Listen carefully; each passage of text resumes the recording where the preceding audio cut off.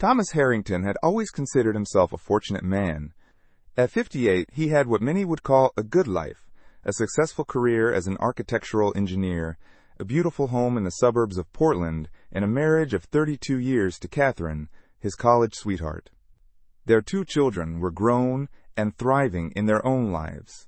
Emma, a pediatrician in Seattle, and Jason, who had followed in Thomas's footsteps and joined his firm 3 years ago.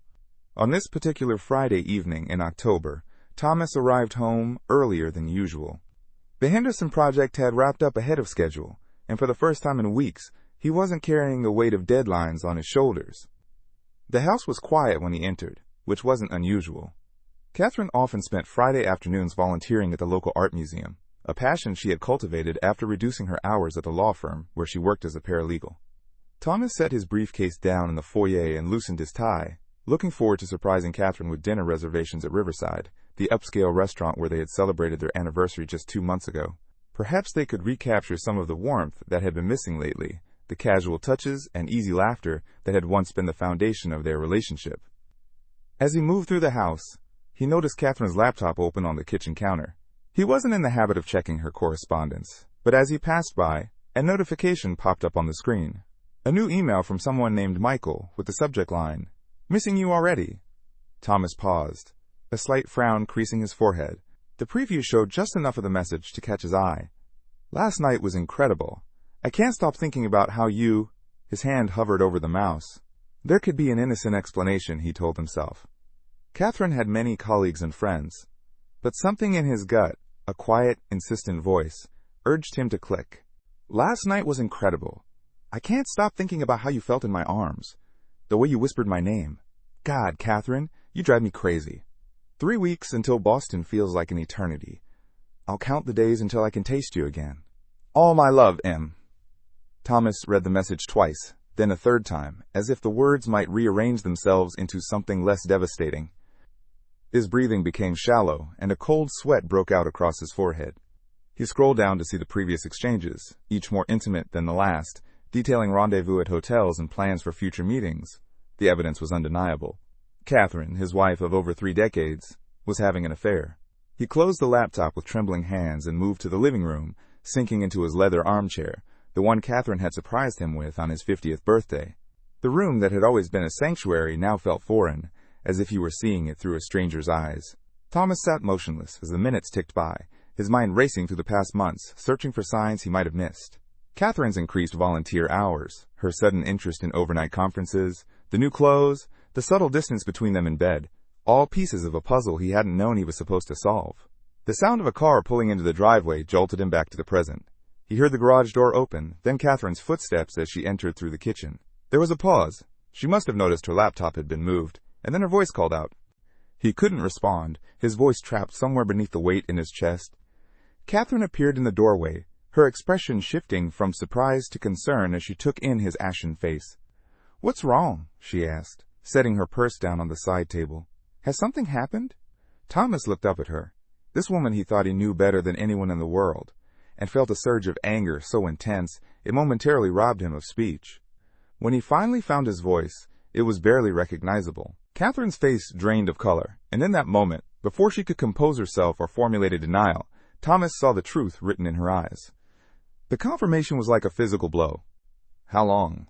he interrupted, not wanting to hear excuses or rationalizations. Just facts. Something solid in a world that had suddenly turned to quicksand.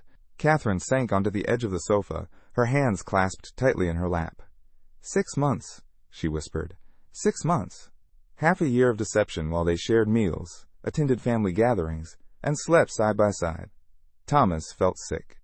Katherine looked up, tears welling in her eyes. "Thomas, please.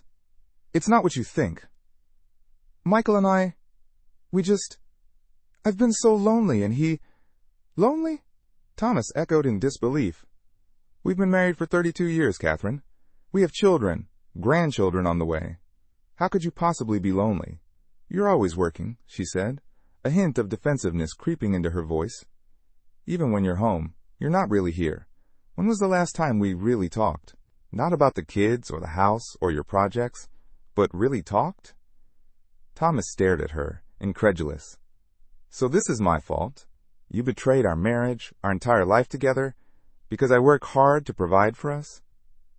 No, that's not what I'm saying. Katherine backtracked, wiping at her tears. I'm just trying to explain how it happened. I never meant to hurt you. But you did, Thomas said, his voice dropping to a near whisper. You made a choice, Katherine. Every time you met him, every lie you told me, those were choices. The silence that followed was deafening. Outside, the world continued as normal. A neighbor's dog barked. A car drove past. But inside their home, everything had changed. I'll sleep in the guest room tonight, Thomas finally said, rising from his chair. I need time to think. Thomas, wait, Katherine pleaded, reaching for his arm. Can't we talk about this? About us? He pulled away from her touch, suddenly unable to bear it. There is no us right now, Katherine. Just you, me, and whatever his name is. As he climbed the stairs to the guest bedroom, Thomas felt a hollowness spreading through him. 32 years of memories. Their wedding day, the birth of their children, countless holidays and quiet moments, all now cast in shadow by the revelation of her betrayal. He sat on the edge of the unfamiliar bed, his head in his hands, and for the first time since his father's death 15 years ago, Thomas Harrington wept. The weekend passed in a fog of sleepless nights and tense, abbreviated conversations. Katherine attempted several times to engage Thomas in discussion, but he maintained a cold distance, unable to process the magnitude of her betrayal while in her presence. By Sunday evening, he had made a decision. I'm going to stay with Jason for a while, he announced, as they stood in the kitchen, the remains of a barely touched dinner between them. I need space to think. Katherine's face crumpled. Please don't leave, Thomas. We can work through this. I've ended it with Michael. I swear to you. It was a mistake. A terrible mistake. A mistake is forgetting an anniversary or saying something hurtful in the heat of an argument, Thomas replied, his voice steady despite the turmoil inside him. What you did was a choice, multiple choices, over months. I know, she whispered, tears streaming down her face, and I'll regret it for the rest of my life. But please, don't throw away 32 years because of my stupidity. Thomas looked at her, really looked at her, for the first time since discovering the affair. The woman before him was both achingly familiar and a complete stranger. How could he reconcile these two versions of Katherine? I'm not throwing anything away, he said finally. You did that. I just need time. The following morning, Thomas packed a suitcase and drove to his son's apartment in the city. Jason, divorced himself 2 years prior, asked few questions when Thomas explained he and Katherine were going through some things. The knowing look in his son's eyes suggested he understood more than Thomas had revealed, but he respected his father's privacy.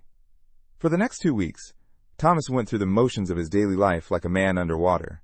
He attended meetings, reviewed blueprints, and mentored junior staff, but his mind constantly circled back to Katherine and her betrayal.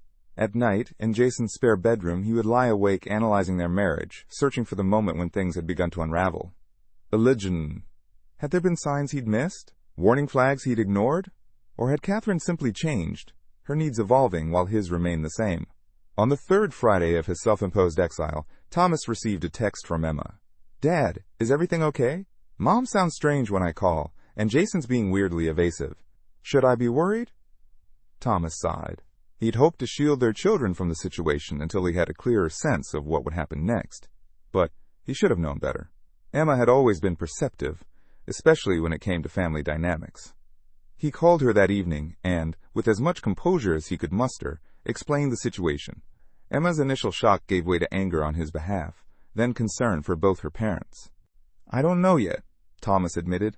Part of me wants to walk away and never look back. Another part remembers the good years, and there were many, and wonders if there's anything left to salvage. Thomas closed his eyes, feeling the weight of the question. I love the woman I thought she was, he said finally. I'm not sure I know who she is anymore. The following week, at Jason's insistence, Thomas agreed to meet with a therapist. Dr. Levine, a man about Thomas's age with kind eyes and a thoughtful demeanor, listened as Thomas poured out his story. What you're experiencing is a trauma, Dr. Levine said when Thomas finished. The discovery of infidelity often produces symptoms similar to PTSD, intrusive thoughts, emotional numbness, hypervigilance. It's important that you acknowledge these feelings rather than trying to suppress them. I'm angry all the time, Thomas confessed. I'll be in the middle of a meeting, and suddenly I'll remember something. A weekend when she said she was visiting her sister, or a night when she was texting and smiling, and I have to leave the room before I explode. Dr. Levine nodded. Anger is a natural response to betrayal. But beneath that anger is hurt, and beneath the hurt is often fear. Fear that you weren't enough.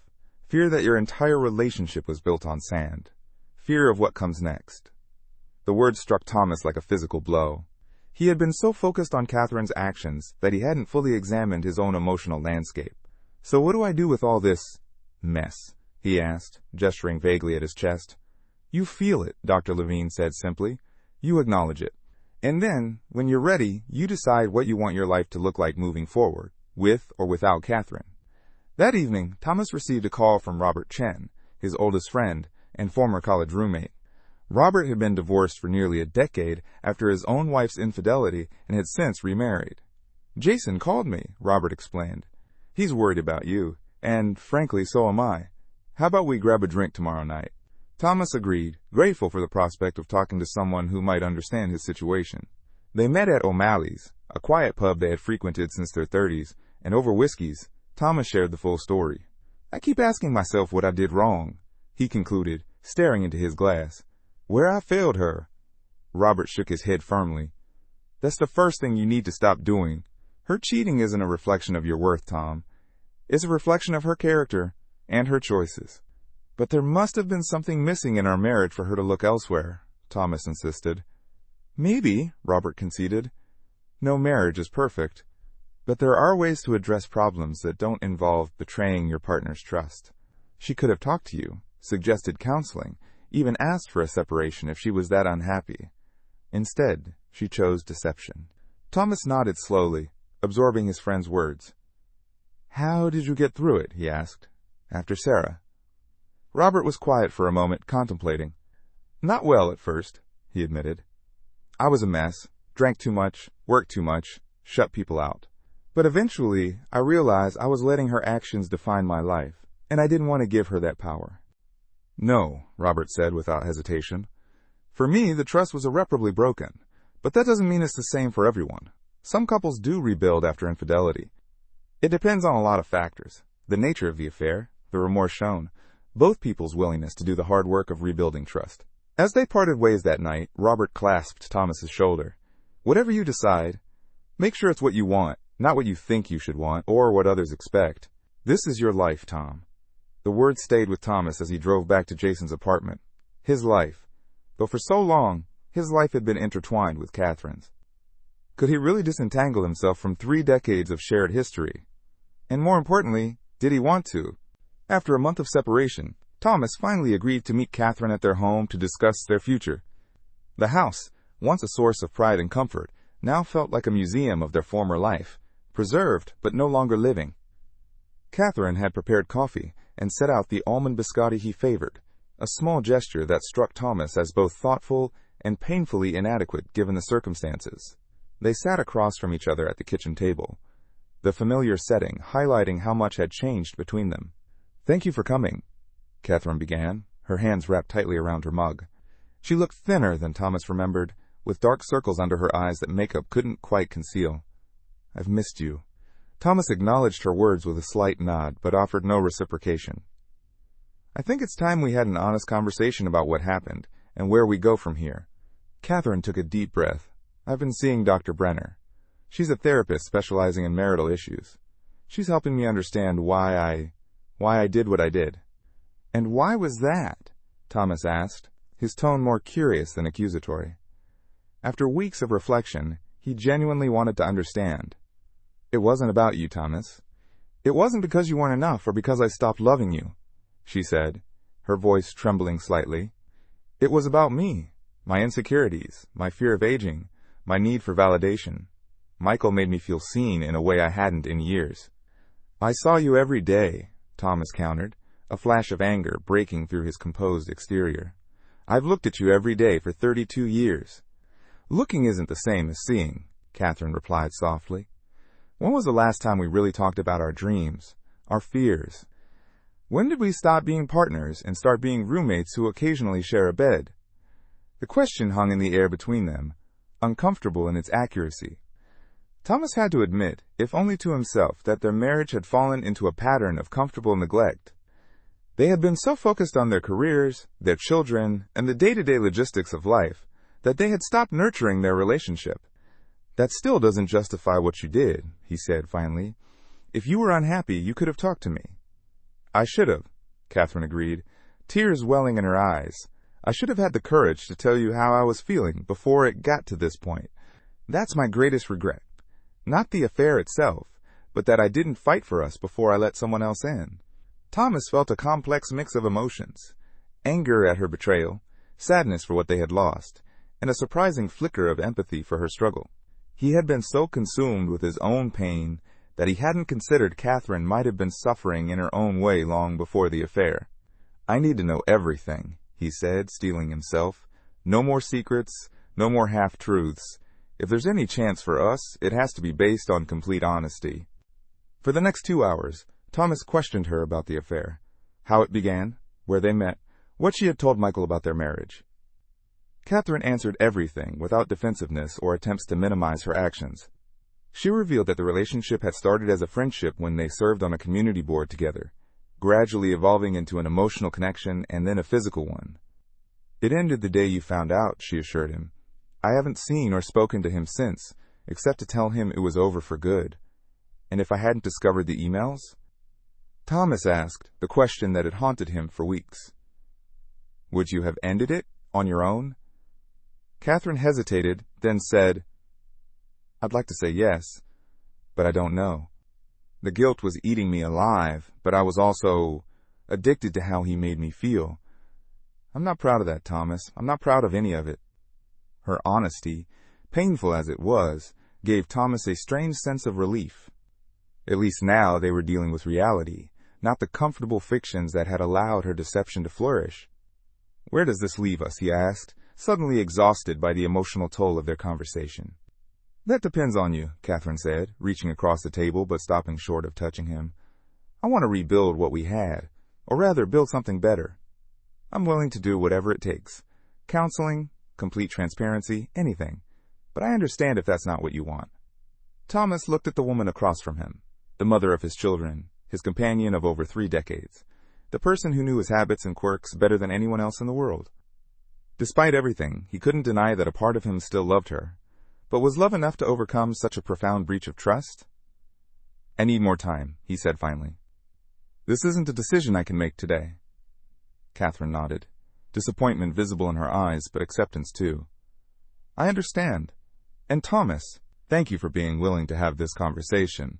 I know I don't deserve your consideration after what I did." As he prepared to leave, Katherine handed him an envelope. "Dr. Brenner suggested I write this. Everything I wish I'd told you before things went so wrong. You don't have to read it now, or ever, but I wanted you to have it." Thomas took the envelope, tucking it into his jacket pocket without comment. As he drove back to Jason's apartment, he felt both drained and somehow lighter, as if the honest conversation had released some of the pressure that had been building inside him. That night, after much deliberation, he opened Katherine's letter. Her familiar handwriting filled several pages with reflections on their marriage, her own shortcomings, and her hopes for reconciliation. One passage in particular caught his attention. "I realize now that I had been slowly disappearing into the roles of wife, mother, and professional, losing sight of who I was as a woman and as your partner. Instead of turning to you, I turned away, seeking validation elsewhere. It was the greatest mistake of my life, and one I will regret until my dying day. But Thomas, despite my terrible choices, my love for you has never wavered. It has always been there, buried beneath layers of resentment, fear, and misplaced desire. If you can find it in your heart to give me, to give us, another chance, I promise to spend every day working to rebuild your trust and to create a marriage that fulfills us both." Thomas set the letter aside, his emotions too complex to untangle in one sitting. He needed perspective, distance from both Katherine's remorse and his own pain. The following weekend, he drove to the coast alone, staying at a small inn where he and Katherine had spent their 20th anniversary. It was a risk, surrounding himself with memories, but he felt it was necessary to confront the past in order to decide on his future. Walking along the shore, watching the relentless rhythm of the waves, Thomas reflected on his life with Katherine, the joy and passion of their early years, the shared pride in their children's accomplishments, the quiet contentment of building a life together. He also acknowledged the gradual drift that had occurred between them, the way they had stopped seeing each other as they evolved and changed over the years. As the sun began to set, casting long shadows across the sand, Thomas reached a decision. It wasn't born of anger or hurt, nor was it a surrender to nostalgia or fear of starting over. It was, he believed, the right choice for him, the one that would allow him to move forward with integrity and purpose. 2 days after returning from the coast, Thomas asked Katherine to meet him at Riverside, the restaurant where they had celebrated their anniversary, before everything fell apart. He arrived early, securing a quiet table by the window overlooking the river. As he waited, he felt a surprising calm, confident in the decision he had reached. Katherine entered the restaurant precisely on time, dressed in a deep blue dress that Thomas had always admired. She spotted him immediately, and as she approached, he could see both hope and apprehension in her eyes. "Thank you for suggesting dinner," she said as she took her seat.